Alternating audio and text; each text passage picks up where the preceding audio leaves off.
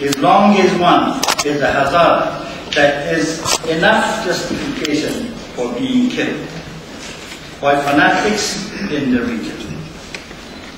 This was a reminder that no matter where we are subject to the same treatment by the terrorists. He was married with 3 children. His wife was living with his parents, all surviving on a meager sustenance sent by him.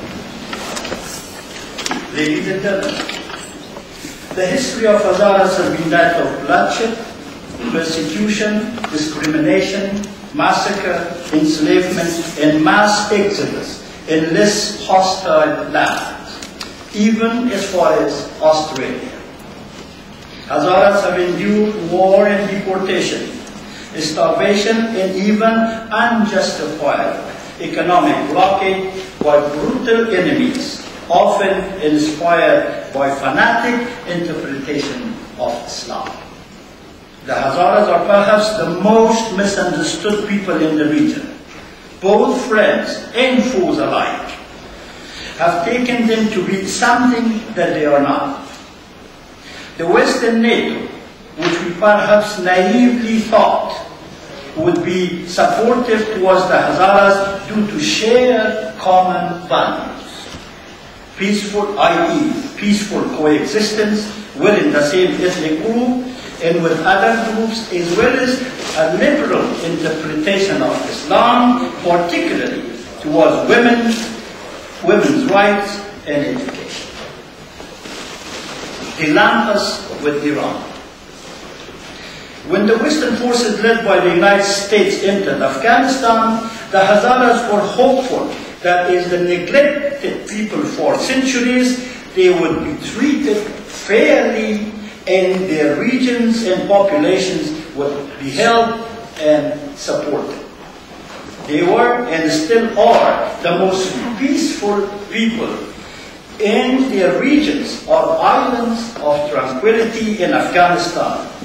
However, since they did not have any suicide bombers or Taliban to blow up schools and bridges, they drew no attention and therefore stayed the same, undeveloped, inaccessible, and unreachable. The Hazaras, aside from successive governments of Afghanistan that were and are dominated by one tribe, have suffered from the role and interferences of 3 countries, namely Iran, Saudi Arabia, and Pakistan. Firstly, Iran.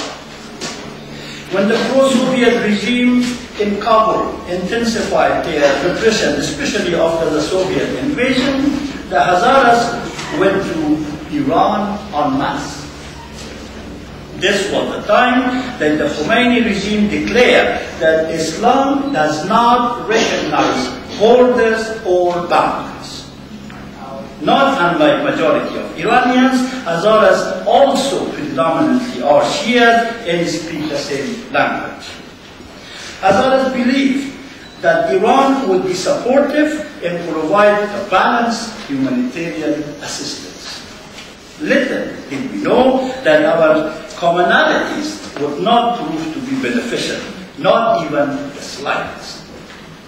During the last 3 decades that the Afghans have lived as refugees in Iran, the Hazaras are the only people who are persecuted and discriminated against universally due to our Asiatic or rather Mongolian physical appearance, which separates us from the rest of the populations across Iran and across the region.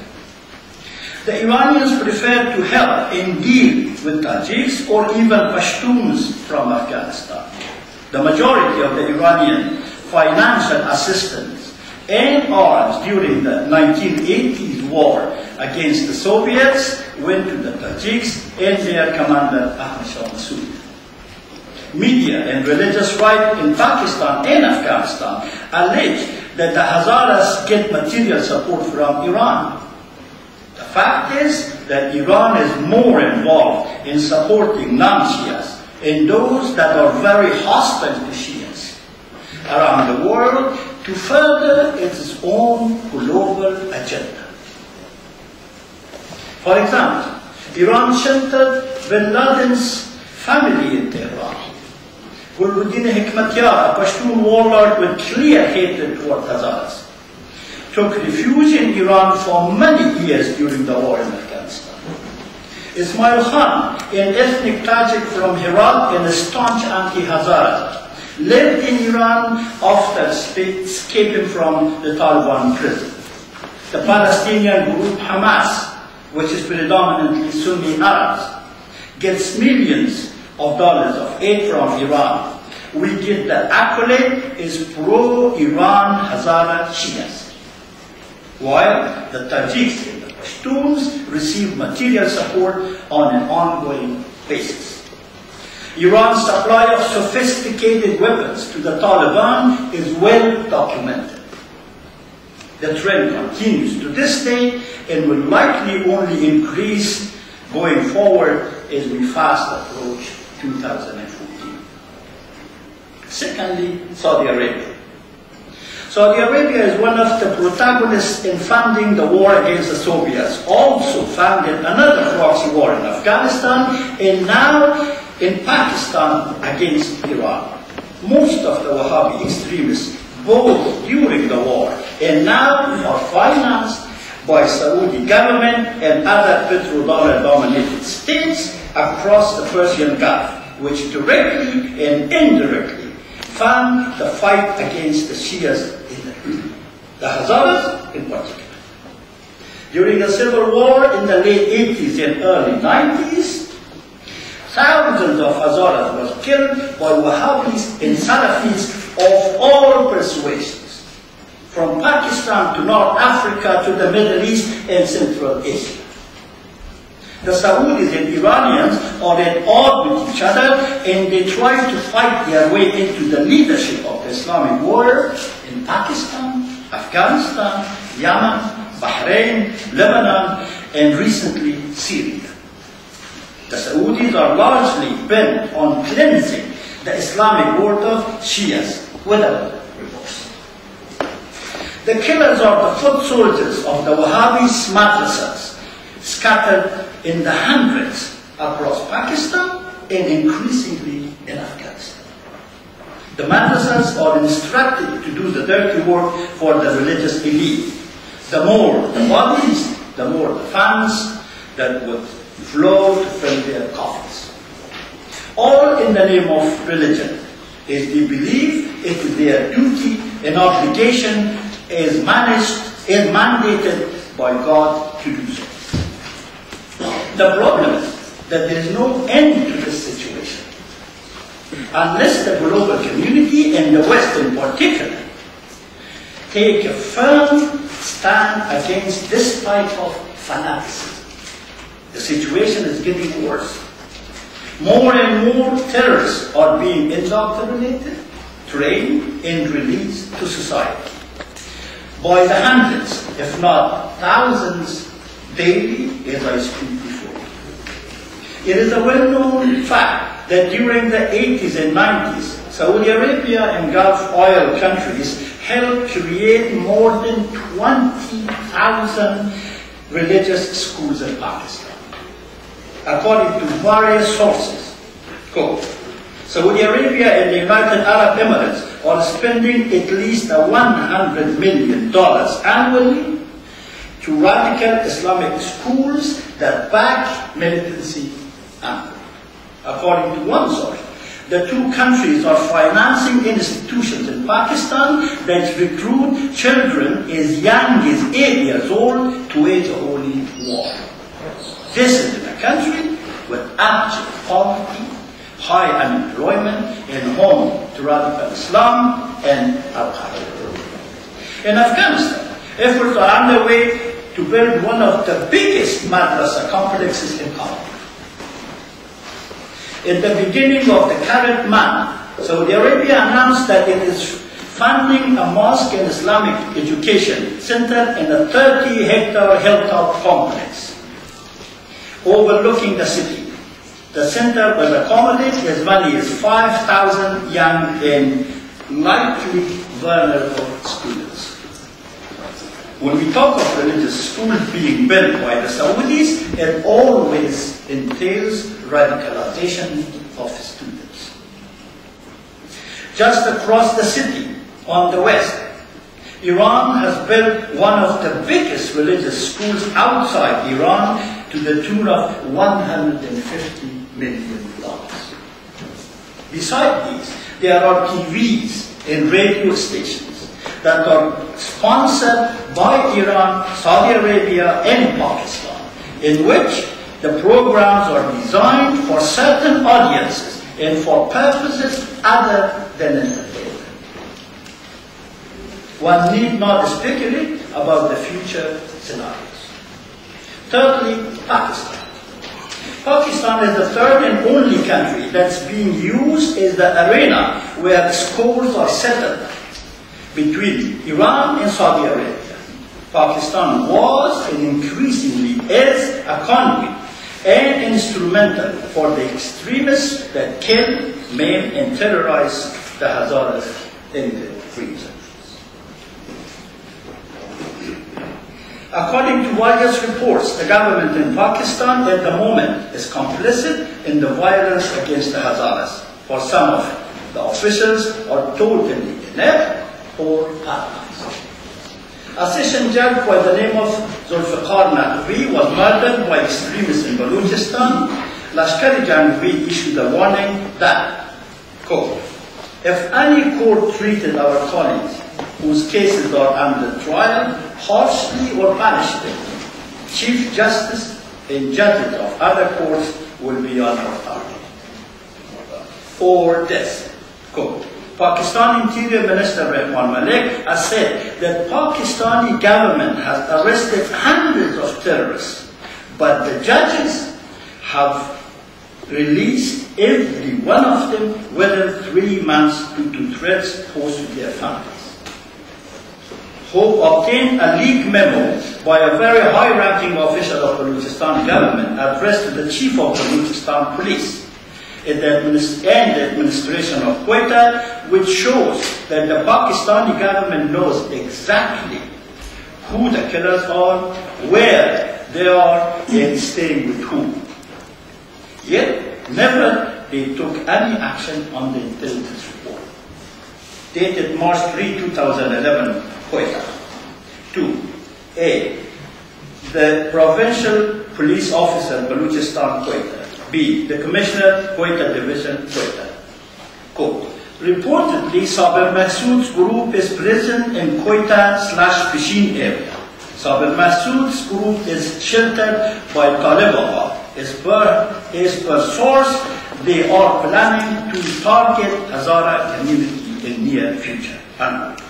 The situation is so bad now that no one gets to school, to their businesses, or venture out of Hazara areas. Senator Hassan Bezenjo of Balochistan said as recent as November 7 that an SMS was in circulation in Quetta about sharing information in case any Hazara was spotted in the provincial capital. And the result was no Hazara student was going to the Balochistan University for the last 5 months. Hazara community is confined to a particular area today. About the role of the government in killings and violence in Pakistan, I let my brothers speak as they are more informed about the situation. I will only talk of Pakistan's role in the war in Afghanistan, albeit briefly. Pakistan created the Taliban and sent hordes of them to Afghanistan to secure the ill-perceived strategic depth of Pakistan. During the Taliban onslaught in Afghanistan, extremists of all types, created, nourished, armed, financed, and supported by Pakistan, poured into the country. Lashkar-e-Jhanavi, Sepoy Sahaba, Lashkar-e-Taiba, Jaish-e-Mohammed, Islamic Movement of Uzbekistan, and scores of others in close cooperation with Al-Qaeda, terrorists that were inspired by the ISI, invaded Afghanistan. In their onslaught on the northern territories, more than 800 Pakistani extremists and allies of Al-Qaeda were involved with the Pashtun Taliban. According to various sources, more than 8,000 Hazaras were slaughtered in Mazar Sharif alone. Mullah Manan Niazi, the notorious Taliban commander, announced that the Hazaras should either become Muslims, leave the country, or escape. The Pakistani militants were involved in the massacres in Yakaulang district in Bamiyan and also in the Batak district in Samangan province. The extremists have declared that they would repeat in Pakistan what they committed in Afghanistan against the Hazaras. Has anything changed? Not exactly.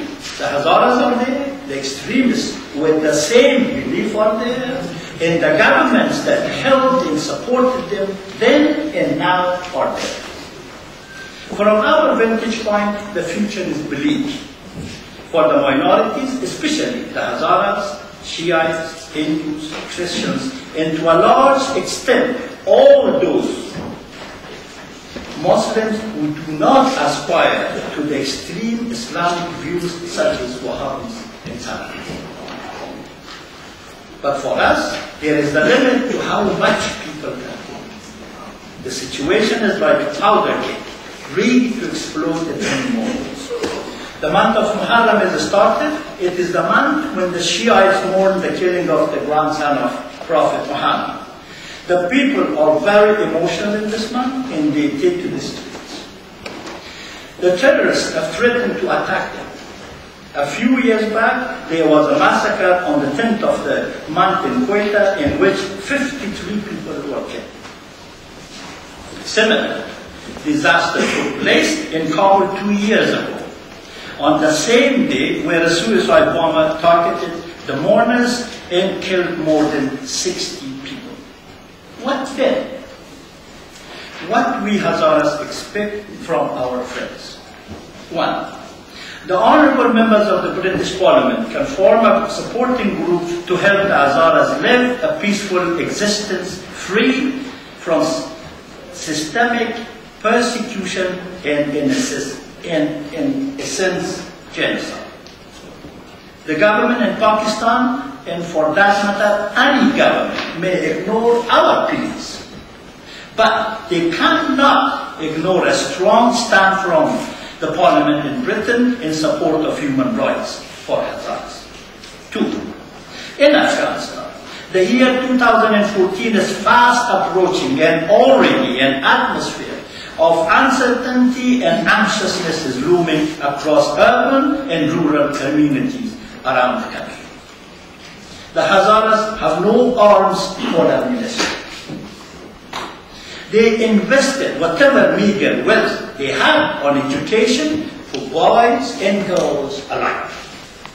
Are we going to be once again left to the hordes of fanatic Taliban and Al-Qaeda, backed and supported by Saudis and Pakistanis?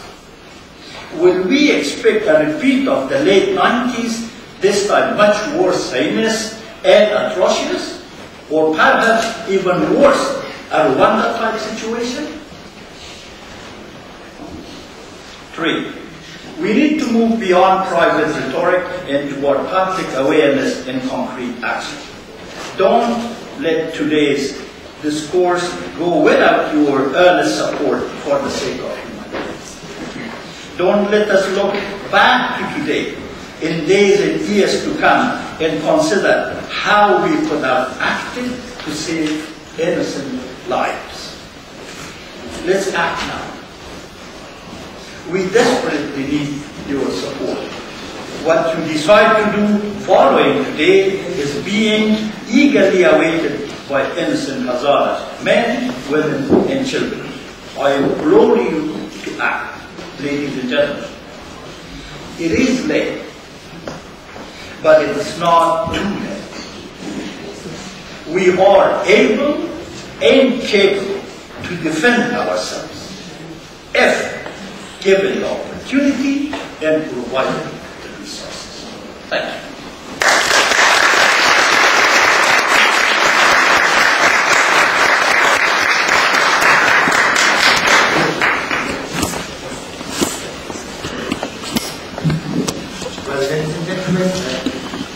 Ladies and gentlemen, it is time to call the Vice Chairman of the Hazara Organization, the Member of Central Committee of Hazara Progress and Alliance, I thank the Member of Second and Trump State, Prophet of Hazaras in the UK, Mukhtar to come on the stage, and he is going to talk about the genocide of Hazaras in Korea and Balochistan. Mukhtar Ali.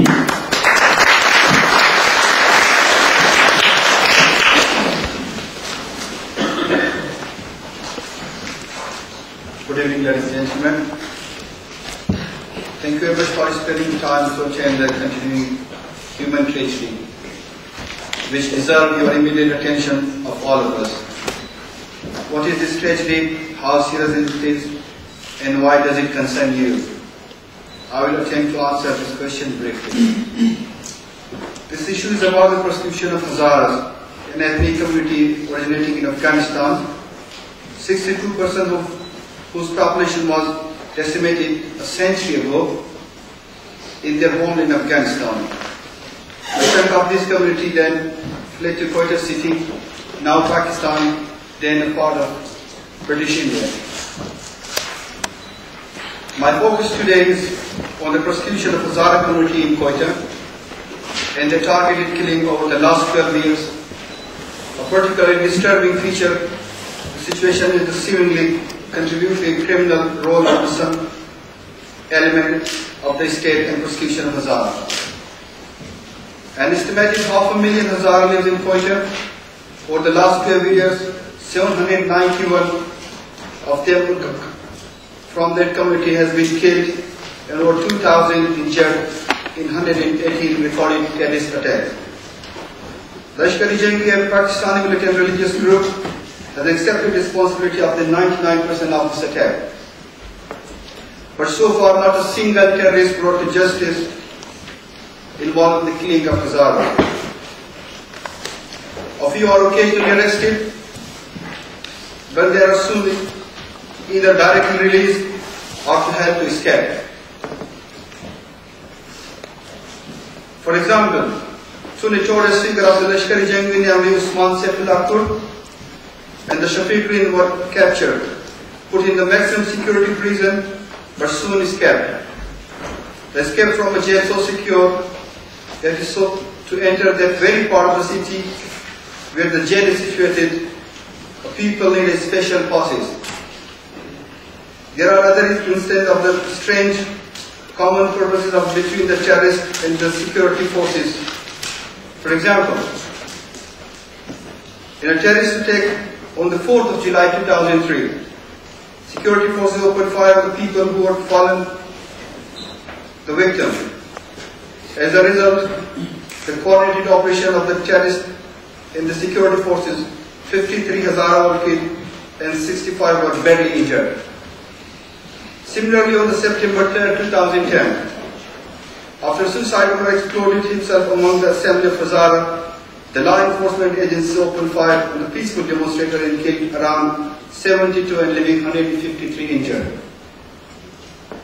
Victimization of the victim by the state agency is very carefully blocked by the mainstream media. To cite one instance, a 14-year-old boy called Liaqat Ali was shot dead by paramilitary forces on the 13th of September when he came out to protest against the unvetted killing of his brother. The tragic murder went unnoticed on the media despite the heinous of the crime. So, how serious the situation is and what's the impact on Hazara? The decade-long persecution has deliberated the Hazara as a community. They have been effectively reduced to their two ghettos, Hazara town and the Mehrabad, and they can't even safely travel between these two ghettos to see their relatives, let alone to go to other places. Hazara student is no longer dare to attend the educational institutions. The oldest main university in the Quetta is called Balochistan University, according to a report compiled by Hazara Student Federation. There are over 300 students, Hazara students in the Balochistan University in 2001. But now, there is not a single Hazaras student in the university.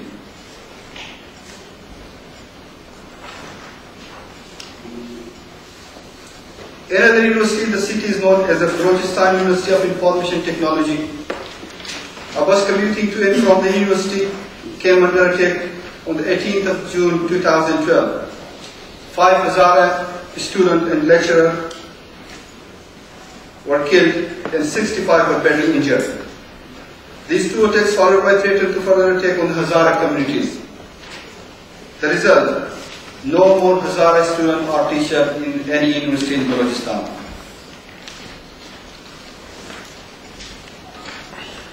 What about the Hazara professionals, businessmen and laborers? We have compiled a full list of victims of those attacks with the detail of their profession and the other details. The list is appended to the written text of my speech. You will see from the list. Several Hazara lawyers, businessmen were targeted, killed in the last few years. Most of them were broad daylight and the busy downtown Quetta. The scores of Hazara laborers traveling to and from the vegetable market to act out our living were killed. With their family not only deprived by their relatives, but their main sole breadwinner as well. The result of such selective prostitution was that businessmen dare not to open their shops. Restrictions have been imposed to Hazara to travel, which laborer cannot go to their ghettos to earn their livelihood, without which they cannot survive. Imagine, if a person earns £1 a day, less than £1 a day, and they can't go to earn that £1 a day because they will be killed. Those who manage to escape from Pakistan frequently fall the prey of the sea waters to route to Australia and 1,000 of the languished refugee camps in Java, Indonesia. As stated earlier on, what turns the situation into the one despondency is the government's debuts approach the issue of Hazara's target killing. Pakistani government has never taken any concrete action against Lashkar-e-Jhangvi, the terrorist organization, that he has accepted responsibility of the Hazara killing. In fact, many organizations' leading figures are seen with openly with the important minister in Punjab province of Pakistan. Contrast to this Pakistan establishment policy towards the Pakistani Taliban, who are responsible for most of the other attacks in Pakistan, here we see remarkably different attitude. A lot of pressure, a lot of resources and manpower has been deployed on this front. Even according to the official figures, Pakistani army has lost thousands of troops in the fighting against the Pakistani Taliban. Why? Hazaras wonder. Is this the government is ignoring the terrorists that decimating the Hazaras while investing so much in the combat on the other front?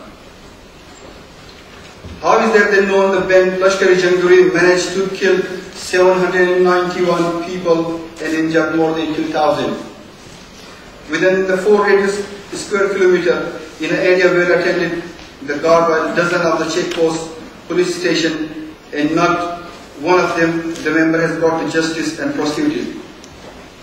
Let's keep in mind that this is happening in a democratic country which is a responsible member of the international community.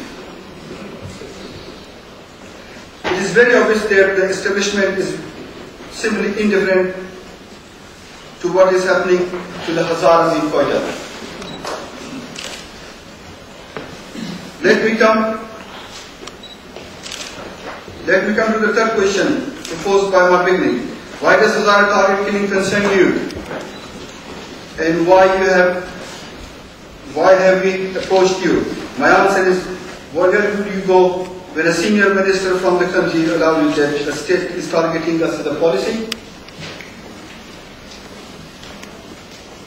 Where should Hazara was the chief minister of their province smoked their genocide was just a law, an offer to send a truckload of tissue paper for the bereavement family to wipe up their tears.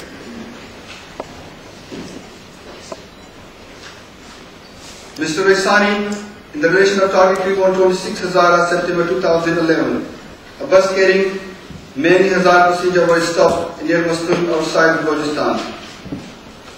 Hazara was separated from the passengers and lined up and killed in execution style. There are you. We believe in human rights. We believe in human rights, and our aim today is to appeal the humanity and that a sense of the consciousness of the human dignity that binds all human beings together. We have come to you to highlight the situation that deserves your attention, because your attention will help to prevent further loss of the humanity. We seek your guidance, suggestion and some concrete action on your part to persuading the Pakistani government and establishment to stop this genocide of Hazaras. We know it's not very easy, but we also know that any attempt to save the human lives is always worthwhile. We have come together with hope, and we hope that you won't turn our hope down.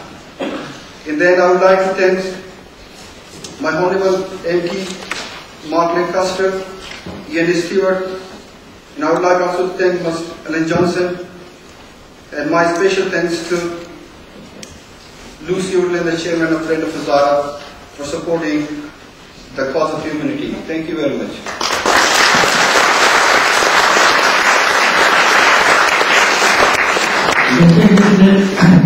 It's time to call upon Right Honourable John Denham. Please join your hands to welcome John Denham.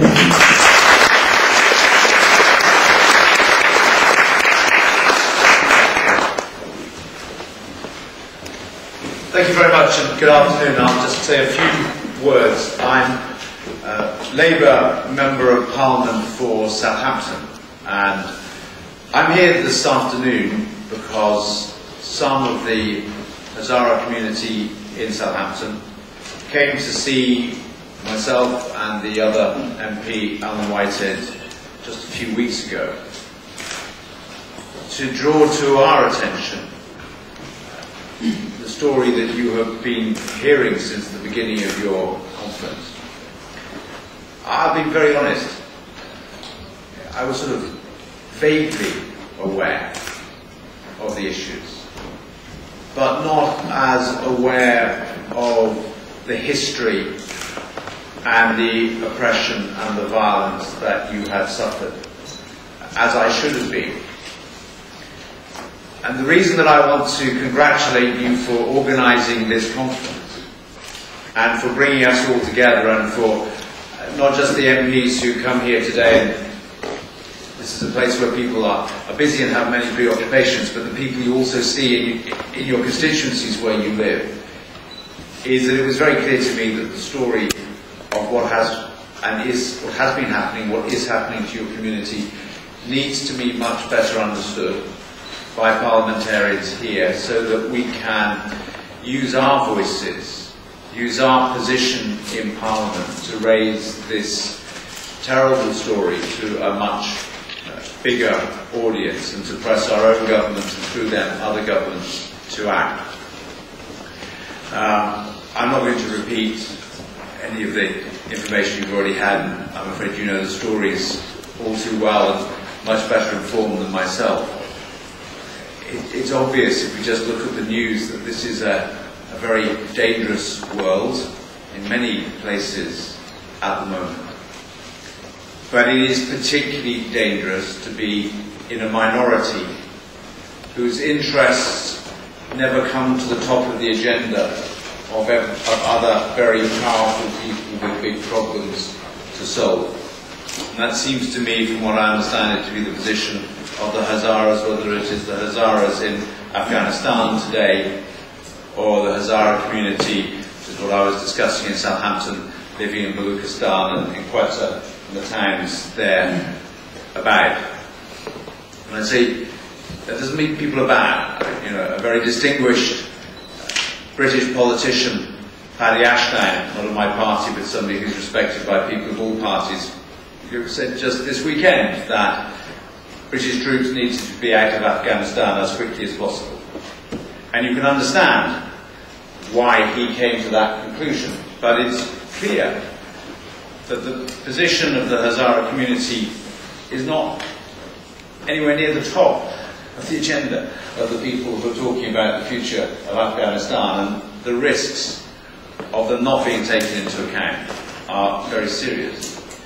Similarly, in the complicated international politics of relations between countries like this one, the government of Pakistan, government we regard as an ally, though the relations are sometimes strained, but an ally of us, and the complicated interaction between that and the politics of India and the politics of Afghanistan, the dangers of the position of the Hazara community simply being overlooked, not getting to the top of the agenda, not being taken into account, are real. Now, I'm very new to these issues, much newer to them, frankly, than I should be.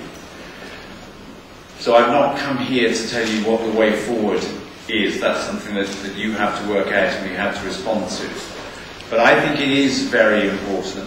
There is a voice in this Parliament for people who are in touch with the Hazara community, who work with you to understand what is happening to you, who can use the various tools that we have and opportunities that we have in Parliament to raise these issues, to bring them to the attention of ministers and to get them more widely discussed. I know that one of your proposals is the formation of an all-party group who would take an interest in Hazara issues. That's something that we discussed in Southampton as one of the things that can be very valuable under these circumstances, and if that's your decision today, at the end of the day, to invite sympathetic and friendly and interested MPs to form such a group, then I certainly, for one, would be very willing to play a part in supporting you in doing that. So really that's all I want to say. You know, congratulations on what you have done today to organise this meeting. It is a first step in a lot of work that needs to be done, but I do understand that some of this is now incredibly urgent because of what is happening to people as we speak and the big issues that are coming up for the international community in the months and years ahead. And I can say to you today that I want to continue working with you and doing what I can to assist. Thank you.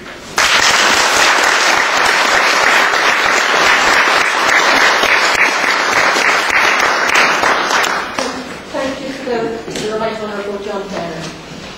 May I now introduce the Right Honourable Alan Johnson, who is also going to speak a few words on our behalf.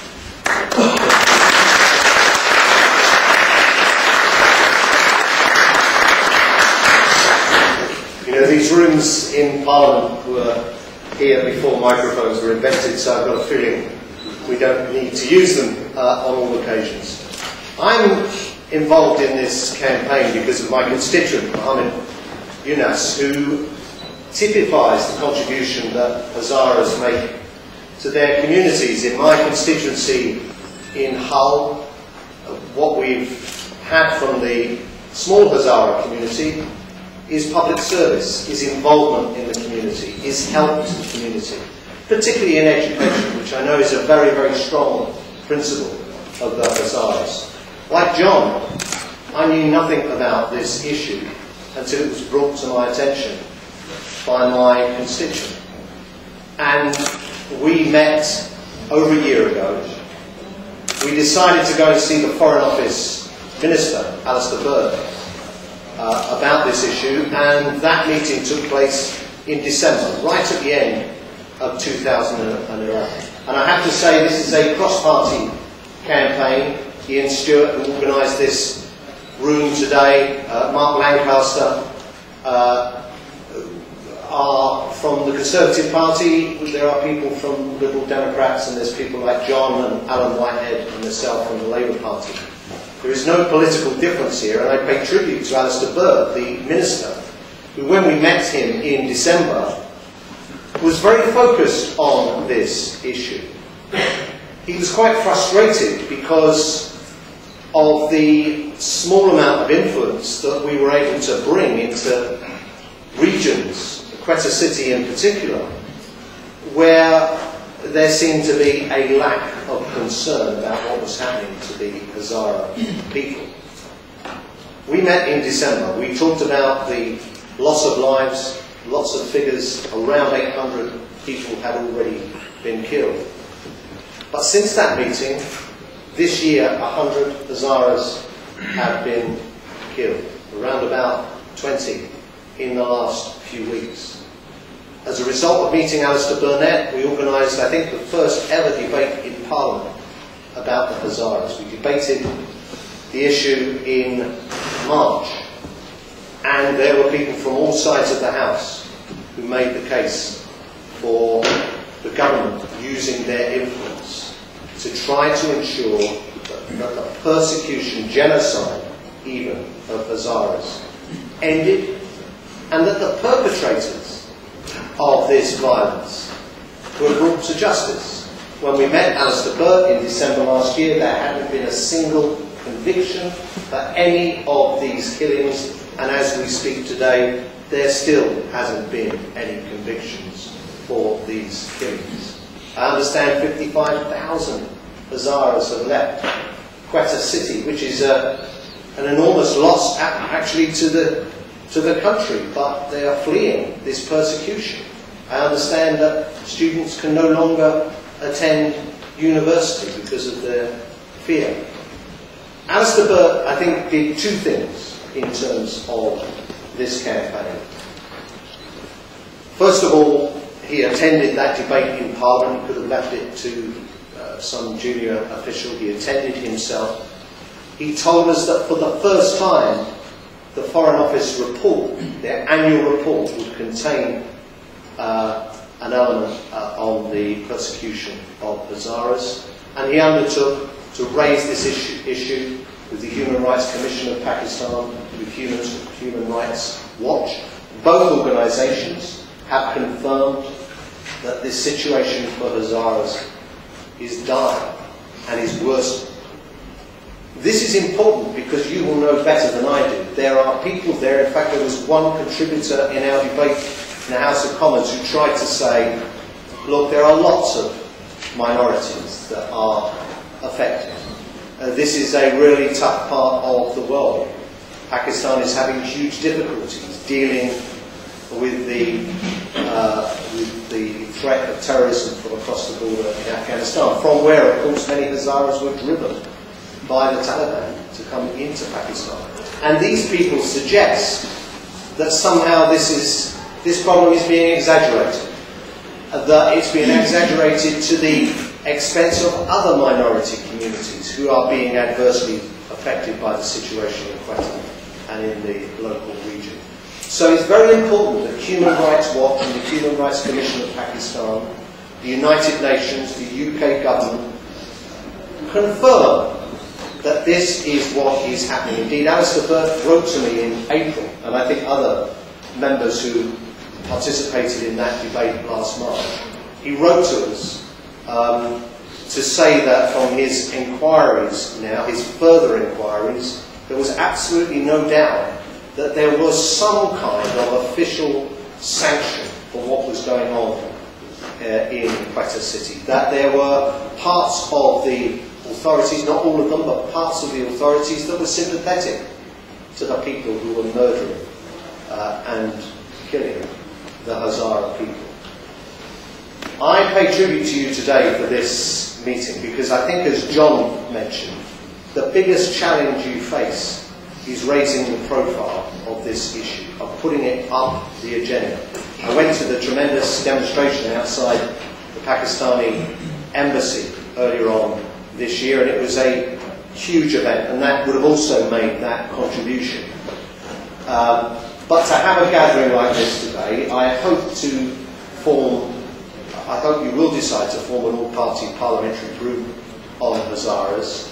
To have this being raised in all parts of the country, in East Yorkshire where I am, in Southampton where John is, you can't get to areas further apart, in places like Milton Keynes and other parts of the country. So it's not just places where Hazaras have settled, but it's all cities across the country whether they have intimate knowledge of the Hazara community or not, who are seeing this as one of the worst human rights abuses that is happening in the world today.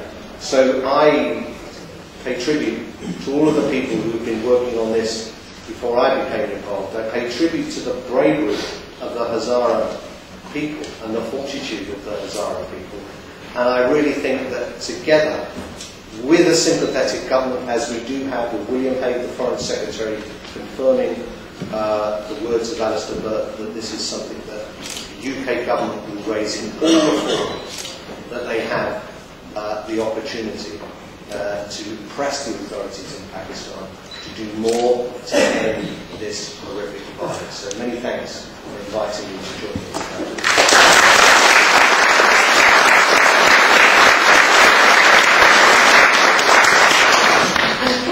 I'm sure we all thank the Right Honourable Alan Johnson for his continued support of the Hazaras.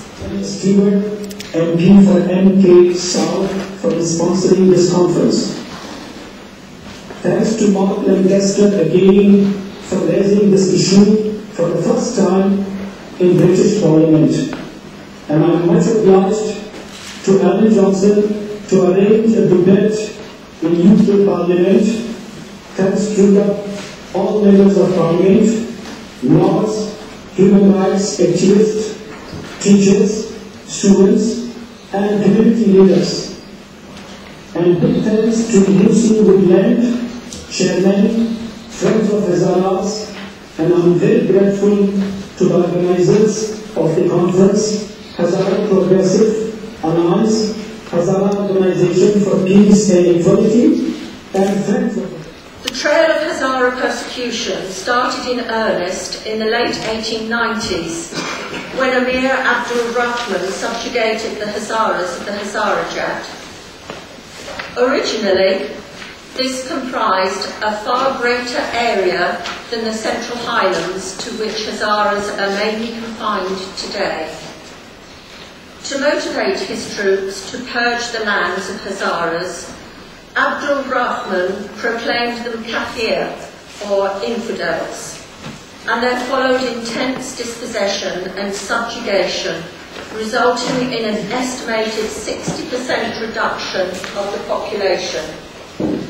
Hazaras lost their lands, cattle, freedom, and lives. An examination of the language used by Amir Abdul Rahman shows remarkable similarities with the two later proclamations. Following Abdul Rahman's campaign against the Hazaras, many were sold into slavery, and many others fled. Those that remained faced famine, repression, and a heavy burden of taxes. This divided the population into several groups. Some fled north into Russia, others into Iran, where a large community remains today. Others fled into British India, which later became part of Pakistan, the largest population settling in the fortress city of Quetta, and today numbering around 600,000. In Quetta, as we have heard, the population were industrious and active citizens, serving first in the British Army as the Hazara pioneers, and later serving in the Pakistani Army. By way of example, I mention General Musa's distinguished career. The community worked hard and established thriving residential areas and businesses, and valued education for both males and females. Creativity and invention became the hallmark of Hazaras. Meanwhile, in Afghanistan, Hazaras became an underclass, working as servants or day labourers, and porters with no hope of improving their lot in life. Severe persecution and massacre revisited the population during the Taliban era. As we heard in the documentary, target killing started in Quetta in 1999 and have reached such an intensity that attacks are perpetrated on a daily basis. Indeed, when I started collecting information for today's presentation, the number of victims numbered in the 700s. Today, they number over 800. In Afghanistan, there is a lack of investment in the basic services for the population of the Central Highlands, despite billions of dollars of aid being poured into the country. Disturbingly, in both Afghanistan and Pakistan, there are increasing reports of both public and private transport being ambushed by armed militia who select Hazaras for subsequent execution. In Quetta, execution is usually by gunfire, and in Afghanistan, the method of choice seems to be beheading.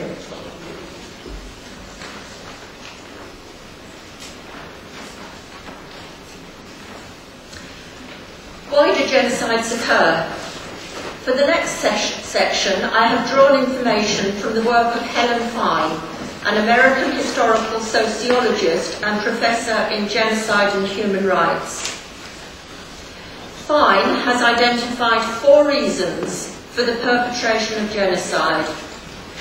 1, to eliminate a real or perceived threat, the get them before they get us philosophy, to spread terror among a group, to get control of economic wealth, such as fertile grazing or agricultural lands or mineral-rich land, and finally, the ideological driver.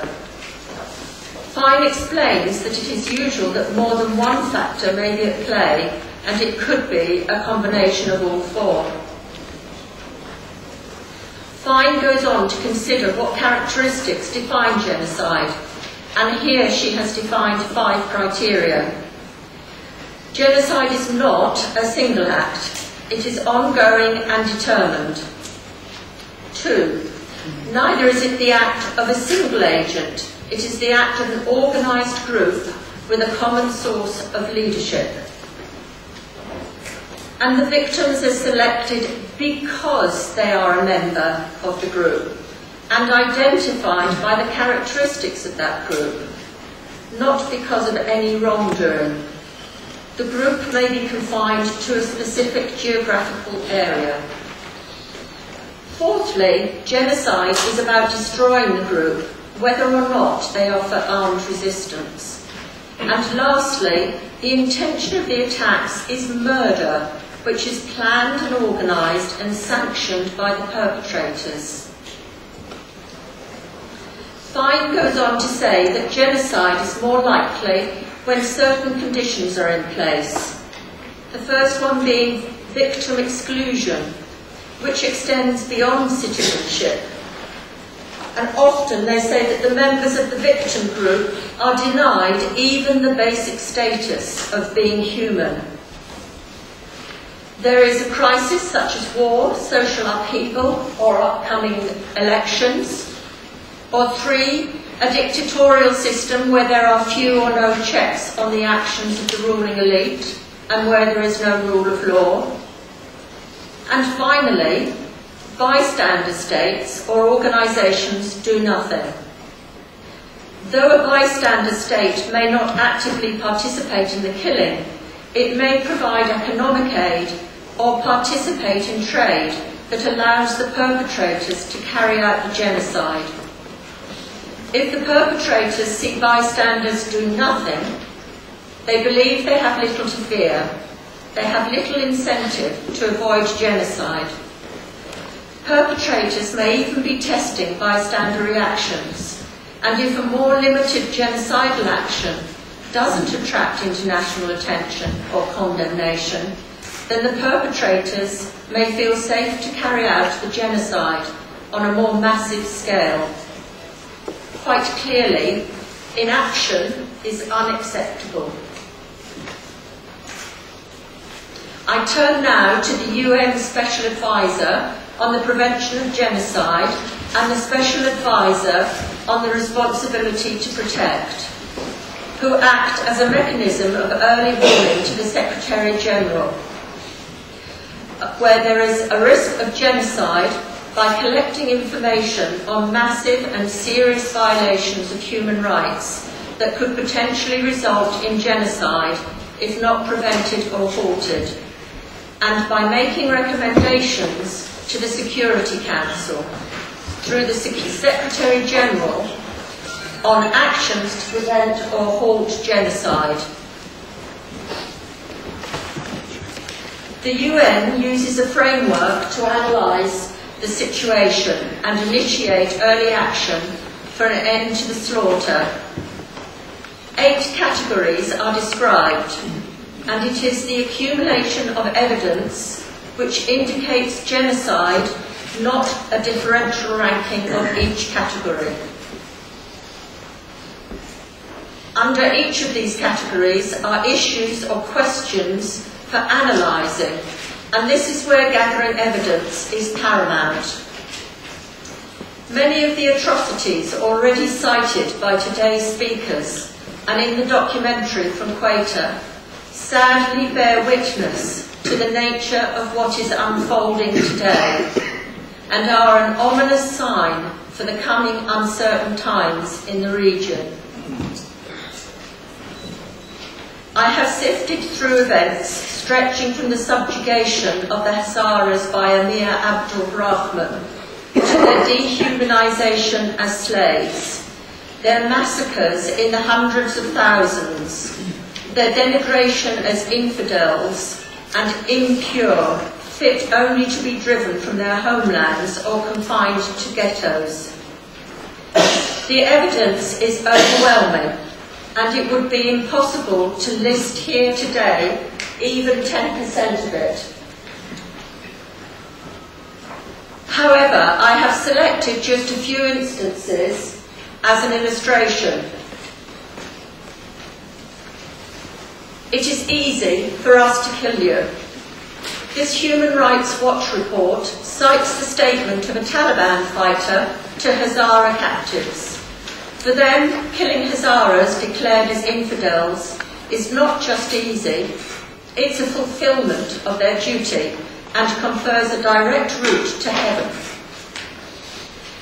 In societies where men are the breadwinners and women remain in the home, the death or maiming of the men in the household is an economic disaster, both for the family and the community who take on the responsibility of providing financial support where the state does not. The Mastung execution. We saw a little of this in the documentary, as though selecting defenceless innocent pilgrims for summary execution is not base enough. The perpetrators acclaim their evil accomplishment by posting a video of it on YouTube. Lashkar-e-Jhangvi claim responsibility for 99% of the attacks in Quetta.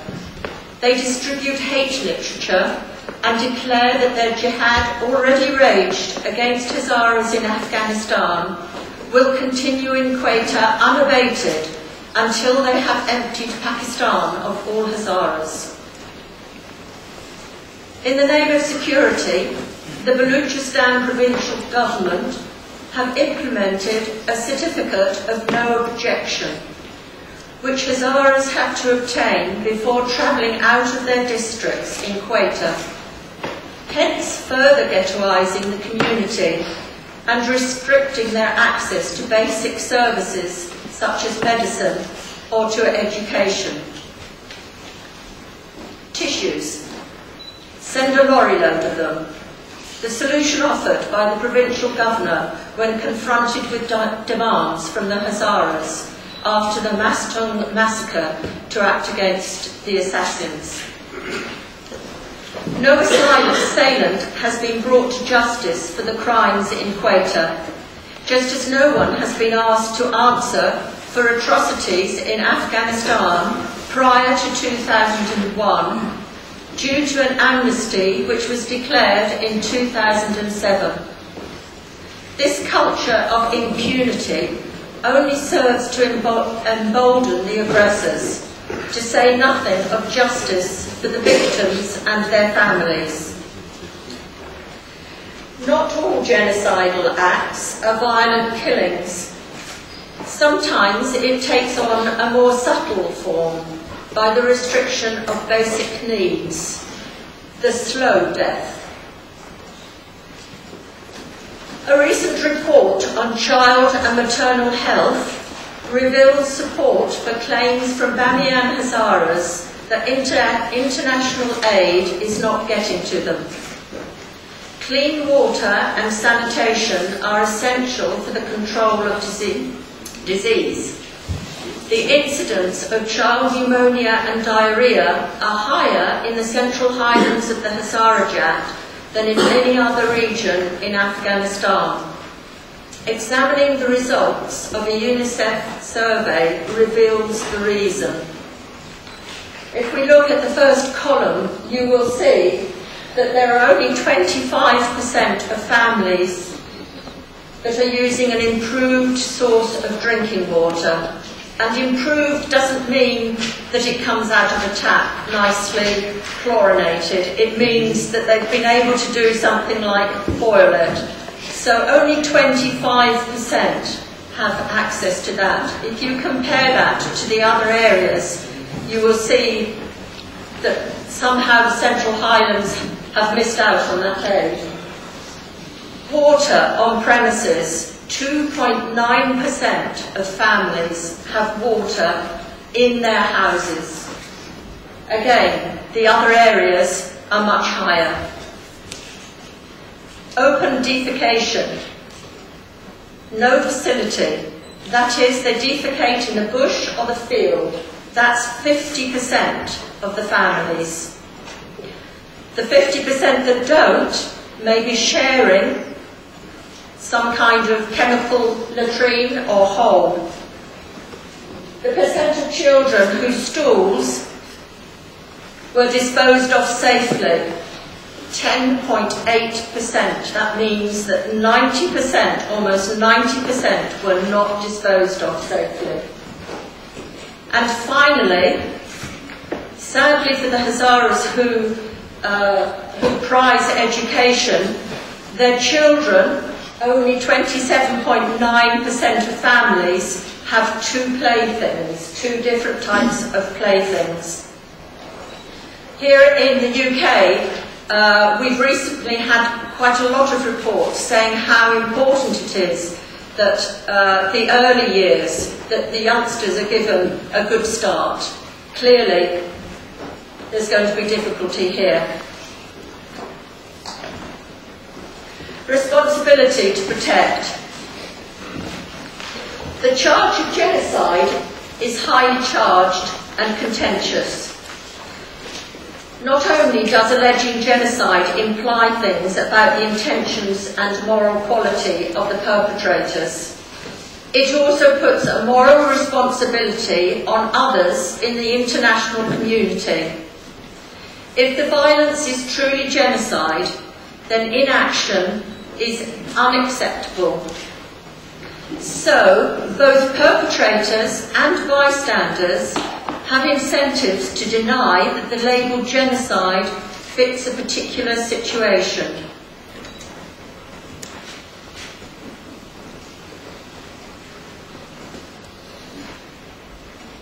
Following the mass tomb execution, worldwide protests were organised by the Hazara diaspora. On the 3rd of October 2011, the London protest demonstrated outside the Pakistan embassy. Afterwards, the participants were hopeful. But the news the following day dashed all hopes. There'd been another ambush at Akhtarabad. I looked for the news on the BBC. This time, surely the international news would pick it up. Can I have that one back? This was what I found. Pakistani cricketers, trial shows rampant corruption. that was headlines in the BBC and for the next several days.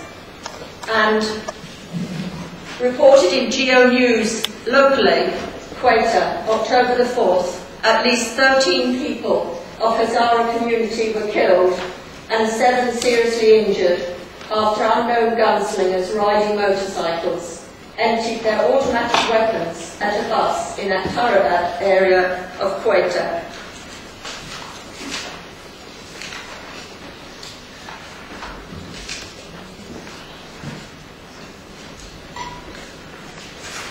August to September 2013, Rimsha, a 14-year-old Christian girl arrested in a suburb of Islamabad on blasphemy allegations. The case has sparked international condemnation. Quetta, 38 Hazaras killed in 9 attacks. The case has attracted no international attention.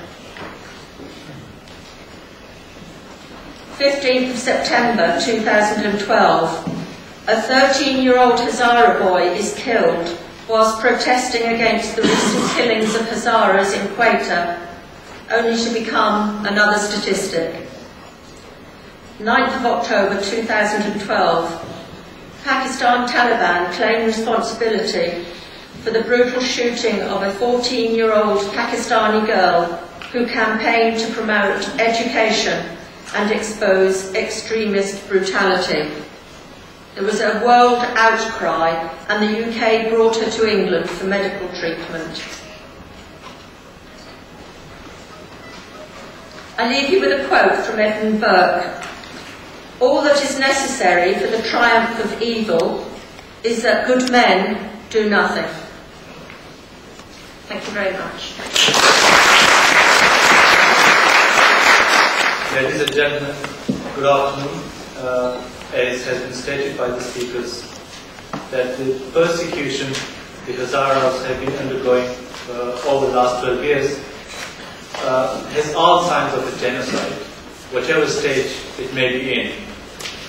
Now, as members of human community, we have 2 options: either to watch genocide take its full cycle, or to attend to do to the issue and do something to prevent this genocide, and bring all those perpetrators into justice, or at least prosecute them.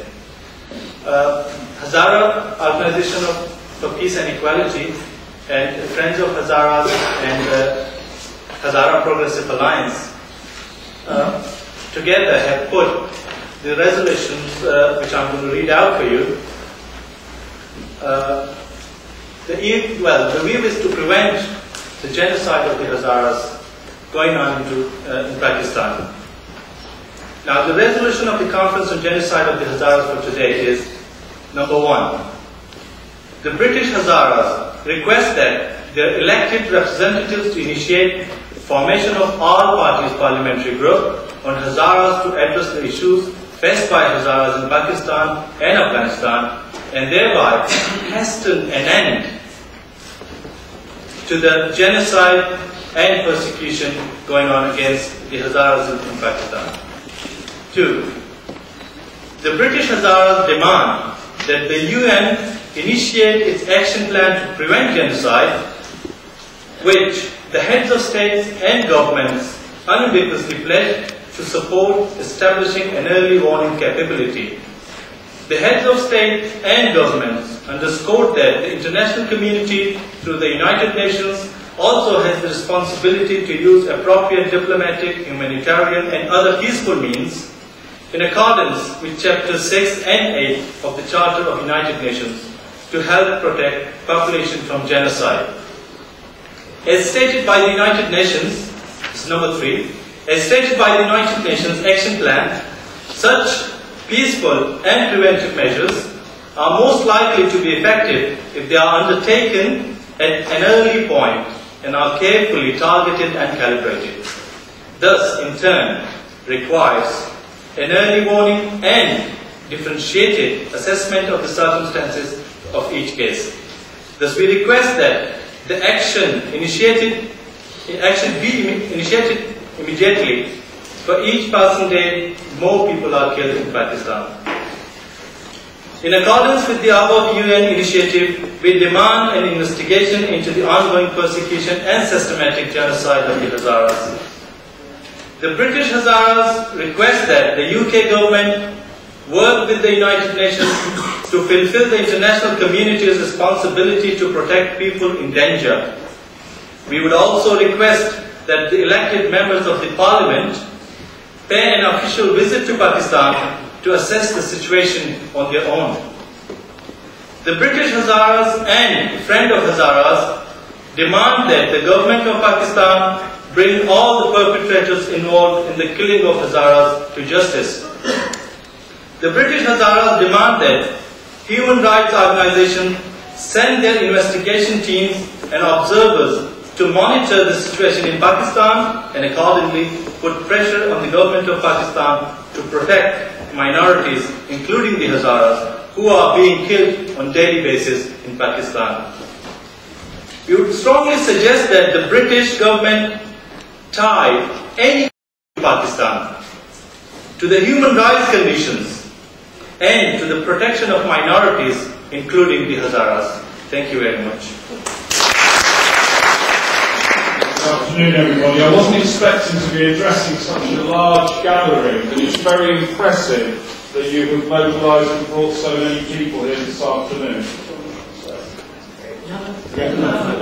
Everyone understands? That's good. I'm here because a group of Hazaras residents in my constituency came to see me at my advice surgery and told me the awful things that were happening. And I would certainly recommend anybody who hasn't done it so far, go and see your own MP, whichever party they are, in whichever part of the country, and tell them your story, and tell them the awful things that we've been hearing in the report this afternoon. I have to be honest, I wasn't aware. I was aware in vague terms, but I wasn't aware specifically of the extent or the horror of the attacks and the murders, and as we've been hearing just now, the genocide which is happening. And as that quotation said at the end, all that's necessary for evil to triumph is that good men do nothing. I feel certain that not only I, but other parliamentary colleagues, when they see the full evidence which is available, will certainly want to do something, and I support the resolutions which you have put before the meeting this afternoon. Following up the points which constituents put to me, I'm already taking up these issues with the Foreign Secretary. I'm very happy to put down parliamentary questions as well, and I'm happy to take part in the initiative to form an all-party parliamentary group. I cannot, I'm afraid, volunteer to take the lead in the formation of that group, but I'm very happy to be part of it. The technicality is, to establish an all-party group, you need a concise definition of aims. I think that is quite straightforward. And then you need 20 members of Parliament, 10 from the government parties, 10 from non-government parties, and it can be members of the House of Lords as well as members of the House of Commons, just to say that they are supporting members of the group.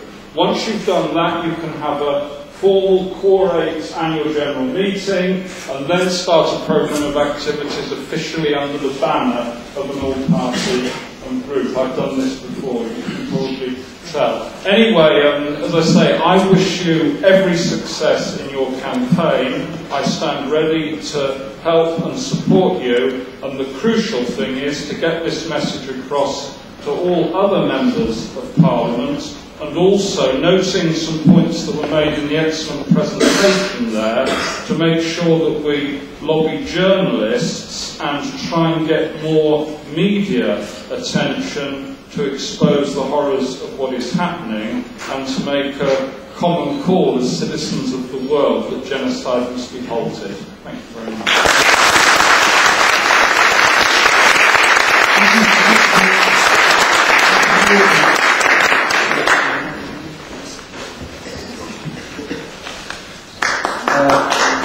Good afternoon, ladies and gentlemen. My name is Hussein. I'm also a Hazara. Now, Now, you very well analysed all the reasons there for the genocide, and the one I mostly noticed was the motivation of leading actors in the region. Could you elaborate on that a little bit more, please? And beside that, the quotation of Edmund Burke, there was a similar quote by Socrates, I believe, who said that the best price, that the worst price that good men pay for not taking part in politics is that they are governed by people less able than themselves. So I'm glad that you came into politics and you're taking part in politics, and I hope that you'll take our cause forward. Thank you very much.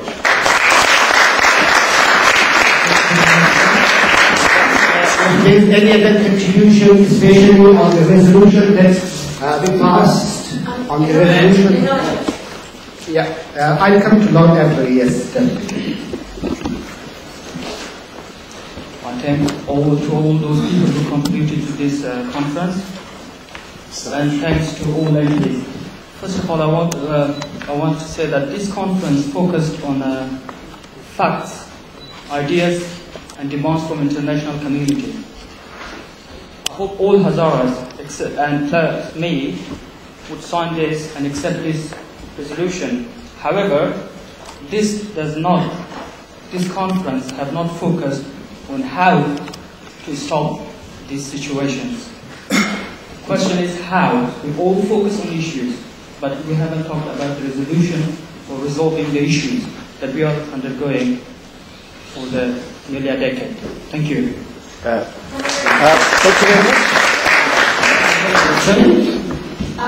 is exactly our point of going to the UN to talk about solutions and ways that it can be stopped.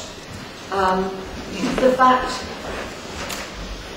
that it's described as a genocide, the UN accept that it's a genocide. I understand that they then have actions that they can take forward with the international community. Oh, I'm sorry. I'm sorry about that. The reason we've been talking about the UN, and it's in the resolution, is that we want to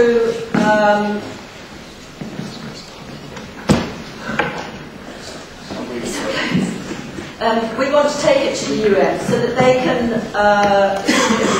can move it forward with the international community, because the states and governments that have signed up to that charter have said that they will do their best to work with the UN in order to stop genocide. So that is the reason for that resolution. And I totally agree with you. Today wasn't about bemoaning everything, it was of finding a solution. Yes, we have got Lord Adbury, a senior politician of the United Kingdom. But I request Lord Adbury to continue something. Lord Adbury, join your hands together for Lord Adbury.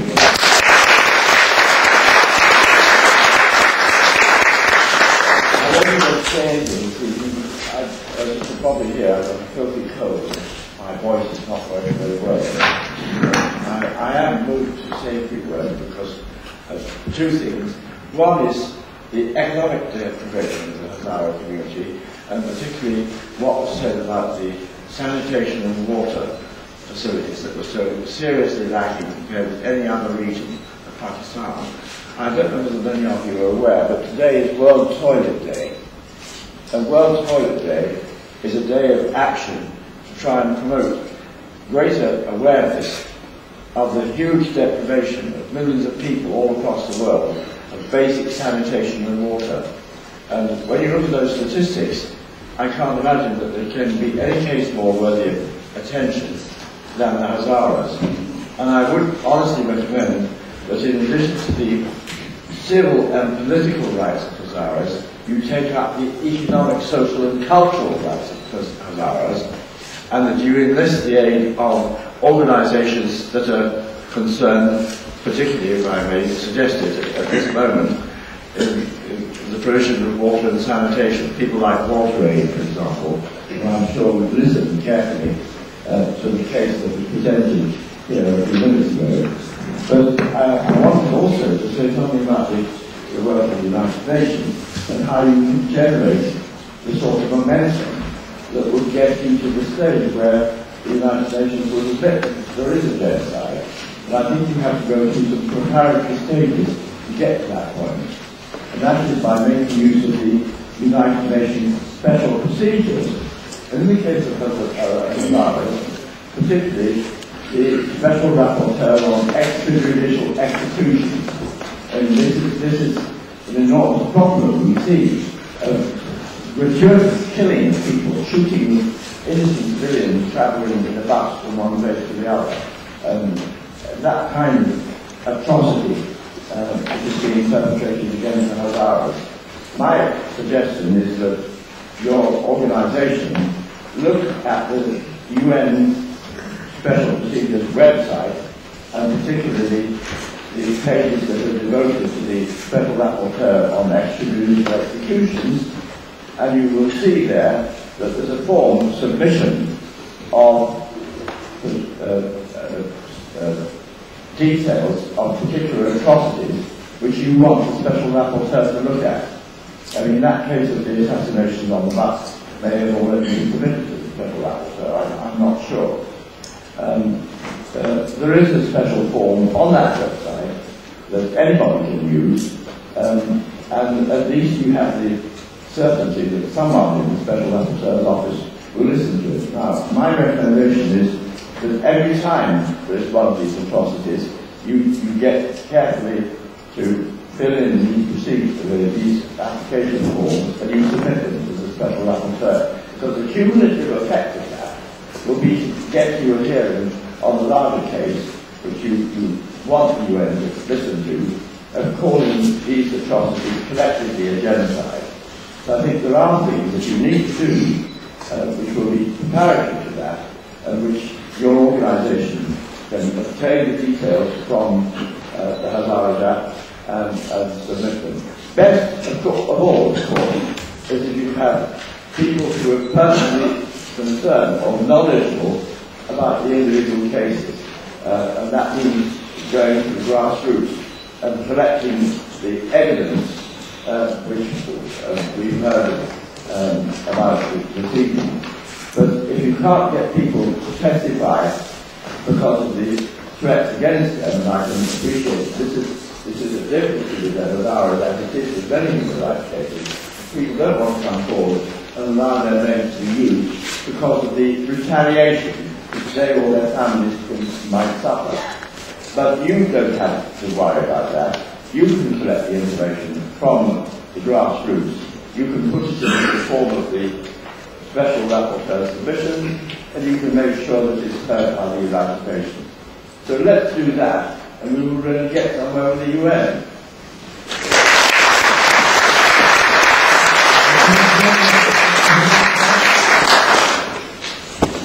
Is there any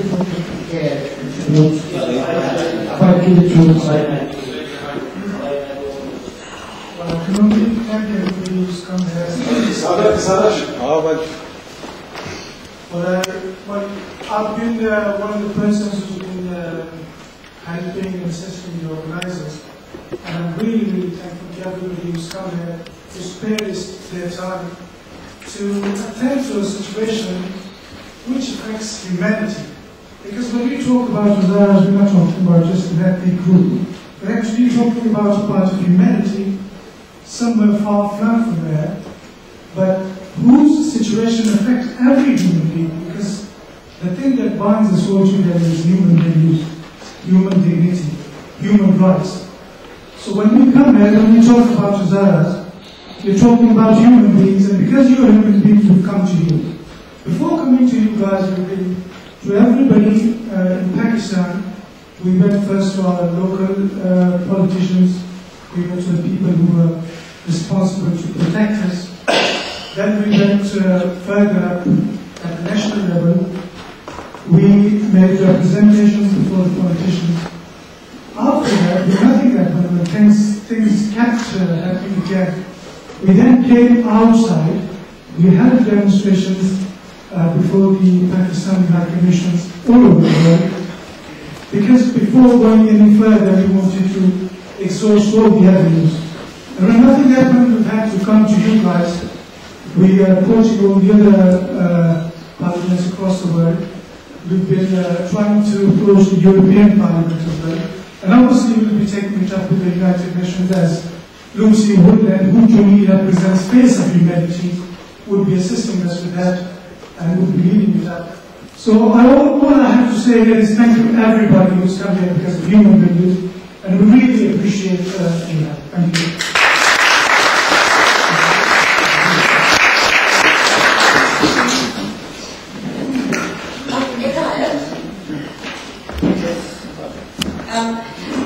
Could I please ask that people keep to discussing the resolution, because in about 5 minutes we need to finish, okay? And we appreciate everybody's thanks. But can we say it quickly? Actually, I have two questions about the resolution. My first question is from the British government, is there any possibility to put pressure on Pakistan government in order to stop the genocide of Hazaras? And my second question is this, that Hazaras are waiting for another disaster which might happen within 1 week because of the Ashura.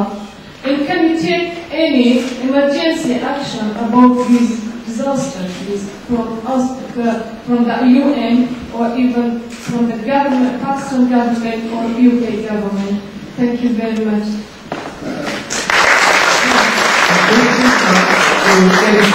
To conclude today's gathering, you can respond later when you go on stage, right? But right now I will try to have another comment. And that will be the last comment of the day.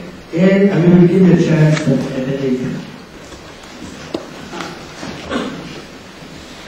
Very, very grateful to the Member of Parliaments and the Member of the Senates, and especially Lord Aylesbury. If you remember, we've been to his house. I've been to his house twice on the same genocide of Hazaras was happening, and we always put this to pressurize the government of Pakistan was happening, but we are accepting because of less of time. There's not much time to speak. So all we are going to accept your resolutions, and we are grateful, and again say thank you very much for all your members.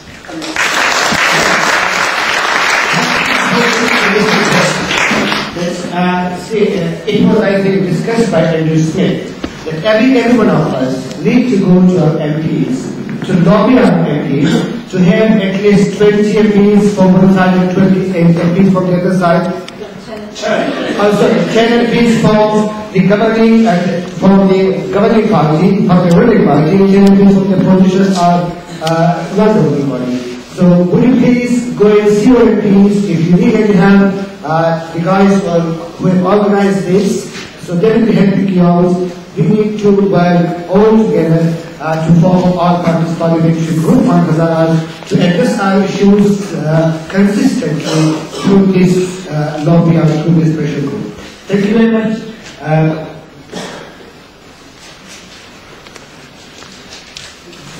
Thank you, Lucy.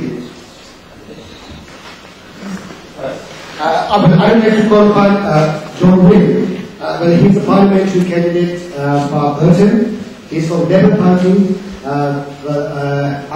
request him to throw light on the issue. Since he has been from the beginning, I think he will be able to give a enlightened opinion. Thank you very much.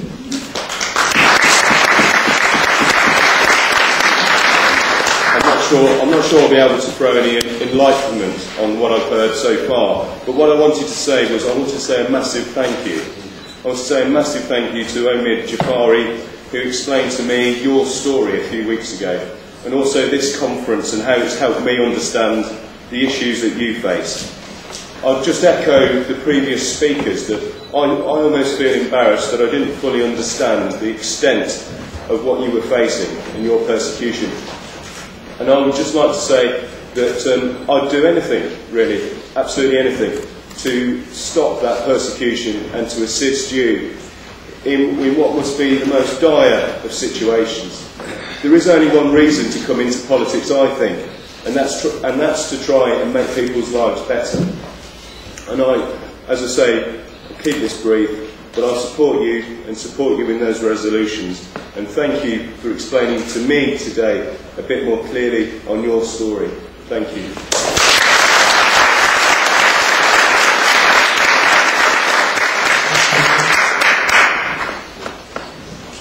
Well, it's the time for Stewart to conclude today's conference. Ian has been helping us out. You must have seen his name on the invitation letter, and we are very, very much thankful to Ian Stewart for his own assistance for holding up this conference. And now Ian will conclude today's conference and will answer all the possible questions if you have got. Thank you very much. Ladies and gentlemen, thank you for those kind words. I've been delighted to be able to facilitate this conference this afternoon. I just apologise I haven't been able to be present for the whole meeting. Parliamentary timetables are such that you often get a conflict of duties, and I've had to be on a committee meeting since 4 o'clock this afternoon. But it's a great privilege for me to be able to host this, because I'm acutely aware of the problems that your community in Kinsman are facing in Hazara. In Milton Keynes we have a large Hazara community who play an incredibly important role in the local community. And I've been aware for some time of the horrific stories that are coming from Pakistan. And I've been moved into doing all that I can to help raise the profile and to put pressure on those who might be able to do something about it. I've spoken in debates on the floor of the House. I've put in questions to ministers, and I give you an absolute assurance that I and my colleague Mark Lancaster, who opened the meeting today, will work together to put all the pressure we can on those who might make a difference, and certainly to give it increased prominence. The resolutions you passed, very sympathetic to them, particularly the ones where I and my parliamentary colleagues can make a very practical difference. And any way I can assist in setting up and running a party group, very happy to do that. I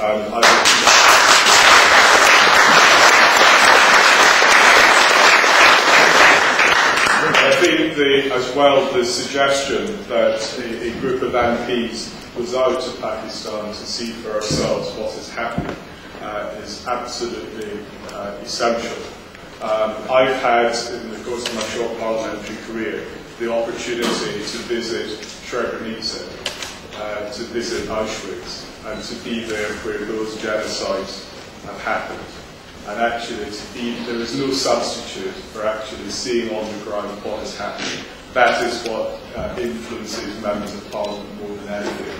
And again, I'd be very happy to endorse that poll and to do whatever I can to practically assist.